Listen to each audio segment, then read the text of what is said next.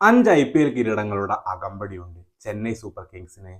ലക്ഷക്കണക്കിന് ആരാധകരുടെ പിന്തുണയും. പുതിയൊരു സീസൺ ആരംഭിച്ചപ്പോൾ വലിയ പ്രതീക്ഷകളോടെയായിരുന്നു ആരാധകർ ഈ സീസണിനെ വരവേറ്റത്. പക്ഷെ ഇപ്പോൾ കാര്യങ്ങൾ അത്ര പന്തിയല്ല.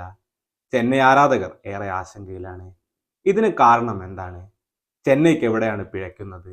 ഇതുമായി ബന്ധപ്പെട്ട ചില കാര്യങ്ങളാണ് നമ്മൾ ഈ വീഡിയോയിൽ നോക്കാൻ പോകുന്നത്.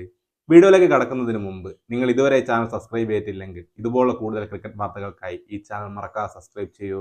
ചെന്നൈ സൂപ്പർ കിങ്സിന് പ്രധാനമായും വെല്ലുവിളി നേരിടുന്നത് അവരുടെ ബാറ്റിംഗ് നിരയിൽ തന്നെയാണ്. ഋതുരാജ് ജയ്ക്വാദും രച്ചിൻ രവീന്ദ്രയും നടത്തിയ ചില പ്രകടനങ്ങൾ മാറ്റി നിർത്തിയാൽ 3 മത്സരങ്ങൾ കഴിഞ്ഞിട്ടും മറ്റൊരു ബാറ്റ്സ്മാൻമാർക്കും ഫോമിലേക്ക് എത്താൻ സാധിച്ചിട്ടില്ല. ഓപ്പണിംഗിലും വലിയ പ്രശ്നങ്ങളാണ് നേരിടുന്നത്. ആദ്യ 3 മത്സരങ്ങളിലും ത്രിപാഠി നിരാശപ്പെടുത്തി. ഇത് കൂടാതെ ദീപക് ഹൂഡയും ശിവൻ ദൂബയും സാംകരണും ഒന്നും ഇതുവരെ ഫോമിലേക്ക് ഉയർന്നിട്ടില്ല. ഇനി അവർക്ക് പരീക്ഷിക്കാൻ പ്രധാനമായും ബാക്കിയുള്ളത് കോൺവേയാണ്. കോൺവേ എത്തുന്നതോടെ ബാറ്റിംഗ് നിര കുറച്ചുകൂടി ശക്തമാവുമെന്നാണ് ചെന്നൈയുടെ കണക്കുകൂട്ടൽ.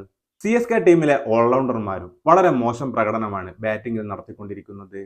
ഇതിൽ പ്രധാനമായും എടുത്തു പറയേണ്ടത് രവീന്ദ്ര ജഡേജയുടെ പ്രകടനമാണ്. 3 മത്സരങ്ങളിലും താരതമ്യേന കുഴപ്പമില്ലാത്ത റൺസ് നേടിയെങ്കിലും ബാറ്റിംഗ് വേഗം വളരെ കുറവാണ്. ഇതിൽ കഴിഞ്ഞ 2 കളിയിലും അവസാന ഘട്ടങ്ങളിലായിരുന്നു ജഡേജ ബാറ്റിംഗിന് ഇറങ്ങിയത്.